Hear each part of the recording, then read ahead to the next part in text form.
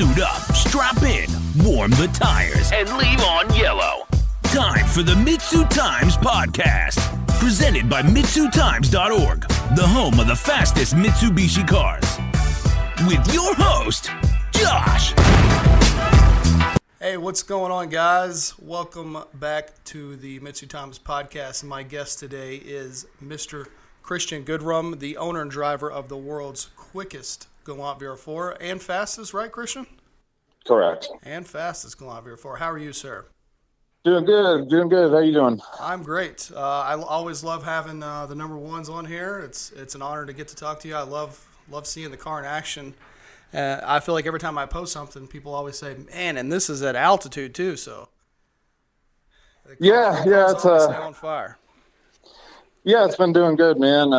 It's definitely a little bit harder doing it at the altitude up here, but the car's been doing good, and I couldn't be happier with it.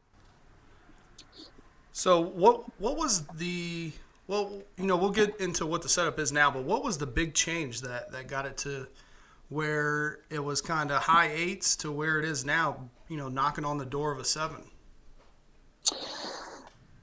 Oh man, a pretty big change from when it first went 8s. It was a pretty simple setup when it went 8s, and basically after I did that, I basically just kind of changed the whole car from whole new engine setup, turbo setup, ECU setup. I mean, really, just about the whole thing, really. So. It was a pretty drastic change after I went 8s for the first time. So it's like a totally different car. Well, let's get into what the setup is on it now. Okay, yeah. So as of right now, it's still a 2-liter motor. It's a aluminum rod motor, long rod. It is a closed deck, filled block, welded head. As far as the porting goes, it's a stock port head. It's got GSC S3 cams, GSC valve springs. The turbo is a Precision Gen 2 7685. It's got a Quartermaster triple in it, PPG dog box, Haltech Elite 2500, DSS, axles. It's got the Magnuson Boostin transfer case. That's kind of the major things. I, kind of go on forever about the little bits here and there. Not using a slipper, and I have yet to actually use a strain gauge on the dog box. Wow. So, we were trying to set up the strain, go a little bit faster, but the drivetrain or the drive shaft broke on that last pass, so that kind of ended the season for me. But I think people need to grasp the what you just said and take into account that you have I don't know if it's personal best, but on your 8.1 pass was a 1.29 360 foot. That's pretty amazing. Yeah, I was super happy to get it back in the 1.2s. I kind of been struggling recently, just getting the 60 foot down. Actually, when it went 8s for the first time on the smaller setup, it actually basically to get that 8-second pass, it took like a 1.25 60. So it's actually been a little bit faster at the 60 on the smaller setup, but we're finally getting it dialed back in. So that's crazy. Pretty happy with that. So. That's knocking on some like Red Demon territory. Yeah, not quite to that level, but it's getting there for sure. I think a little bit more work, and hopefully next year with a couple drivetrain changes and some new slicks. Hopefully we'll get it back down and a little bit lower in the 1.2 60s. All right, Christian. So what is it that got you into the Galant GVR4 platform in the first place? Well, I've always liked Mitsubishis in general and the Evos, and I thought Galants were pretty cool. But man, when I was 18 years old, I remember seeing my friends Kevin and Jack. They had a white Galant GVR4, and I remember seeing them launch that thing on the street, and the rear bumper was pretty much dragging on the street. And I don't know, man, I just thought that was one of the coolest things I've seen. Just this, sedan just squatting like crazy and almost dragging the bumper. And, I thought that was super cool. So I was down at Jack's and I seen actually my car sitting on the side of the building. And, I just kind of figured I had to have it. So it was Kevin's car at that time. And so I think we actually traded some random parts or something. I can't even remember exactly what it was at this point, but ended up trading some parts for it. And that's kind of how it all started on the Gallant. Well, that segues perfectly into my next question. What was this car like when you first picked it up? So it was pretty close to how it looks now. It was sanded down and had some Bondo in various places, and it looked pretty rough, as it does now. But that's pretty much how it started. It was a rolling shell. It had no motor, no trans, no T case, and a full interior, and basically all the body cladding and small exterior pieces were just sitting in the car. So that's pretty much how it looks now. The only changes was the front fenders were completely rotted underneath the front cladding, and so I just went down to pull and pay and snatched some red fenders and threw those on there. And as far as the looks of it, not a whole lot has really changed. I was going to say, for those who haven't really seen your car either in pictures or in person, it's pretty unique. It is, yeah. I figured just I'm not a whole lot as far as looks go, so I figured once it ran how I wanted it to, and kind of got me to my goals, I'd kind of start doing the body work and maybe look at make it look better. But I don't know what the plan for that is at this point. Seems like everyone kind of loves it looking like it is for some reason. But, absolutely. Yeah. So you'd been around some quick ones in the past. What was the original goals when you picked this car up? Original goal, when I started building it, was really just to try and go 8s on a 64 mil. I had a 2G Eclipse that was a full weight car, and I went like a 950 in that car, and I had a 6466 on that. And so I basically just took the turbo off of that, and a couple of those things. I ended up selling that car, and so I just kind of told myself, I kind of want to put that 6466 on there and try to get it in the 8s, and that's what ended up happening. I was going to say, for those that don't know, this was the first Gallant VR4 in the 8s. And yep. So the setup is the 64 mil. What's the rest of the setup at this point when we run our first 8? That was a fairly simple setup, really. It was still a 2-liter engine. It was a wet block, and then it had the Gen 2 6466 on it. It had GSC S2 cams in there at that point. Same thing, a stock ported head. It had a Jack's HD trans, a synchro trans in it at that point, and then it was actually all stock drivetrain, so stock axles, T-case drive shaft. Basically all as far as the drivetrain is pretty much all stock. So, and that was on a DSM Link. So yeah, overall it was a pretty simple setup. That's really cool. I think those might be my favorite kind of setups. Yeah, it was pretty cool to do it. It wasn't easy. I definitely broke a lot of drivetrain parts, T cases, axles, drive shafts, pretty much just about everything actually outside of the trains actually always held up pretty well. But everything else, I probably broke every single axle in the car, and definitely my fair share of T cases. So it was tricky. Definitely had a lot of work at the track, swapping out. I'd bring a truck full of extra drivetrain parts and keep swapping them in there and trying it. So, but yeah, it was cool to do it with a pretty simple setup. For sure. So, like you said, running an 8 wasn't easy. Being at the top of the GVR4 list is arguably even harder. There's some really quick ones out there. So talk us through what it took to get that top spot. Man, it was, really just sticking with it. Just really not giving up on it. And,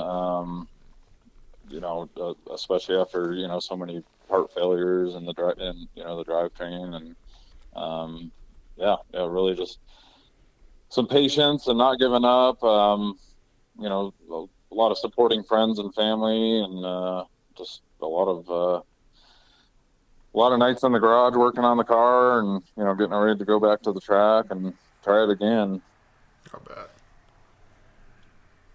So Christian, if you could go back in time and start over from when you picked this car up, do you think you would still do the build exactly the same way? Yeah, that's kind of a tricky situation or question. I mean, if I had the knowledge and the amount of money that's invested in the car at this point, I'd definitely do it the same. I'm real happy with where the car's at and how far it's came. I've definitely learned a lot along the way. Dealt with some companies I kind of learned the hard way of not doing some business with, and So, I would have changed a couple things along the way, but as far as where the car's at right now, obviously I'd love to build it that way in the first place. But, I think a lot of builds are just trial and error and just trying to make the best out of what you can afford and the amount of time you can put into it. For sure. But, at the end of the day, this is what I love to do. It's a fun hobby of mine, and I'm always looking for ways to improve and go faster. So, this episode of the MitsuTimes podcast is brought to you by Inland DSM. Inland DSM is a Facebook community based out of Southern California since 2010. The community shares builds, pictures, tech, organizes local meets, and track events. Join the group on Facebook and check out their Instagram at Inland DSM. That's NLAND DSM. Well, what do you think it is, Christian, that motivates you to continuously improve? Is it just because it's something you enjoy, or is there like a thrill of the hunt? Is there something about the car that just makes you want to dig deeper? Yeah, I mean, it's what I love to do. I love racing. I love being at the track, with friends and family.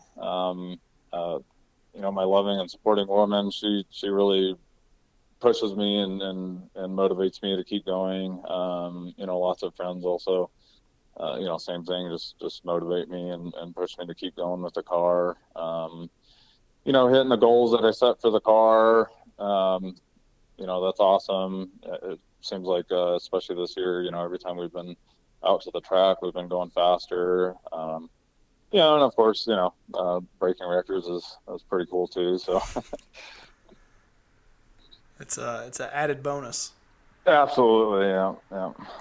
Well, Christian, what are the goals for 2025 with this car? I mean, you're right on the cusp of a 7-second run. Is that the goal for 2025? Yeah, I definitely like to break into the sevens, especially as close as it is. I'm not like per se dead set on it, but, really I just want to actually try and go do some competitive racing with it. Just go out to some events, hopefully, obviously win, and, just really just get out there and have some fun with the car. That's really what it's all about. Heck yeah.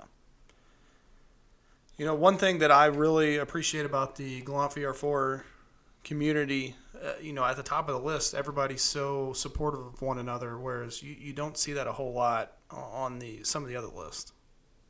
Yeah, I've kind of noticed that. I mean, I haven't, obviously, a lot of the other lists are faster, but, I could definitely say, that the top contenders on the Gallant list, and even, just a lot of the Gallant community have noticed, especially the few times I've been out to the shootout and met with, some of the other Gallant guys.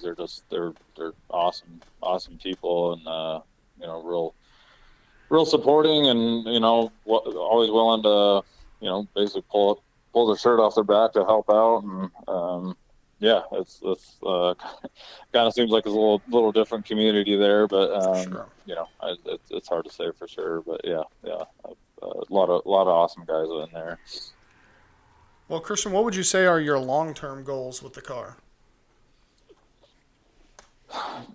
As far as long-term goals, a lot of people ask me kind of, how much power the car makes and how much I want to make and things like that. I've actually never had the car on the dyno. I've never actually really cared a whole lot about dyno numbers. At the end of the day, I kind of think the numbers at the track kind of speak for themselves as far as power power numbers. But overall, I think just a good goal for the car at this point would be just really try and win some events in it, and hopefully break into the sevens. Heck yeah. And we hear that all the time, like somebody at the top of the list or towards the top of the list, like I've never even had a dyno. I don't really care how much power it makes. Yeah, for sure. Yeah,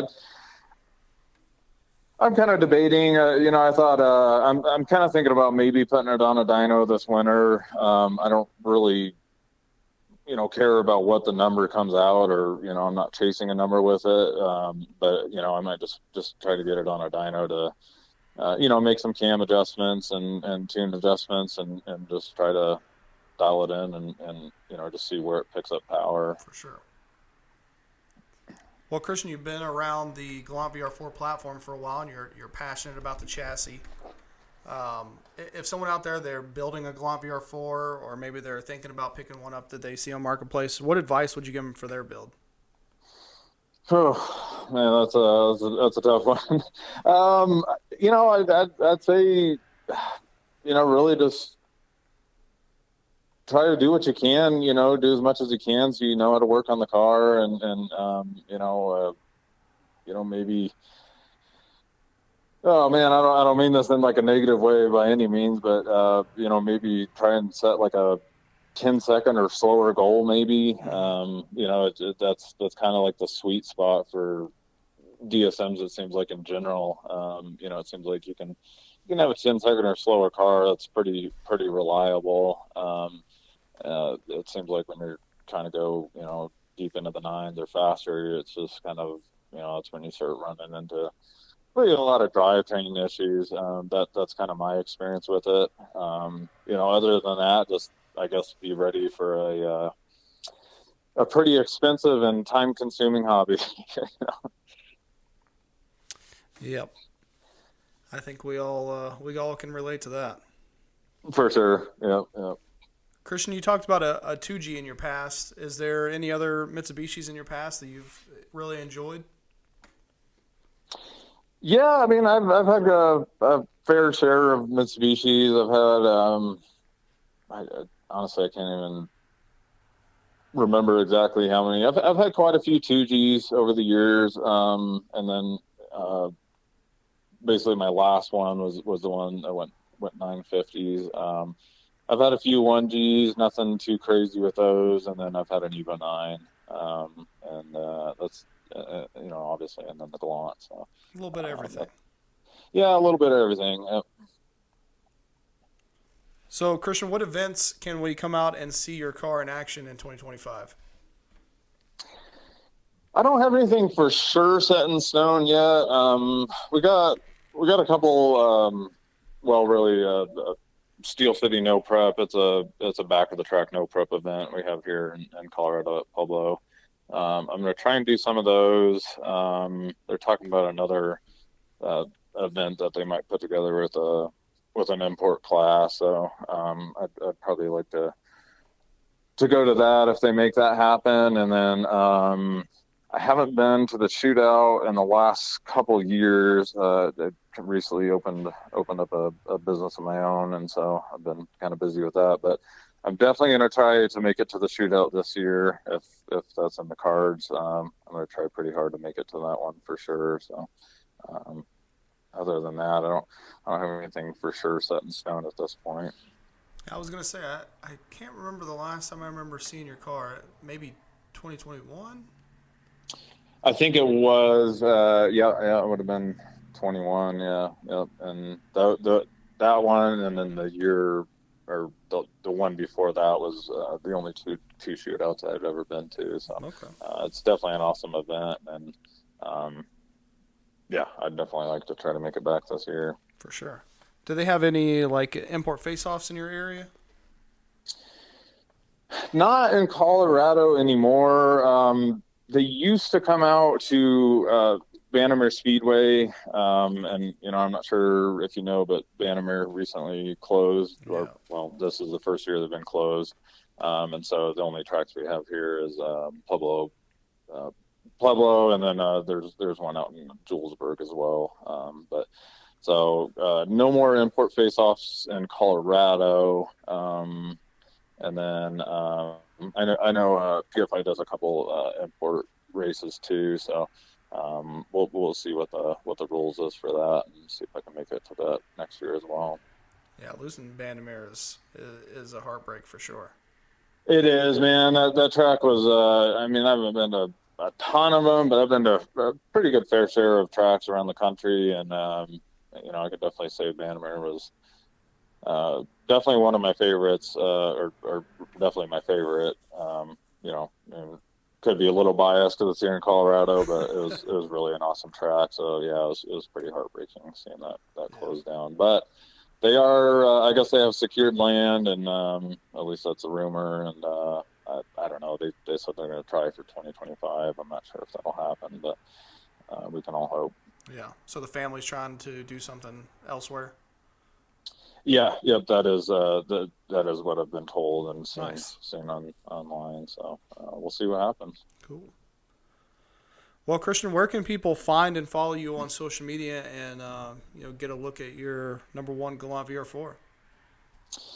Unfortunately, I'm not super active on social, but Christian Goodrum on Facebook, or my business page is CNG Autosport.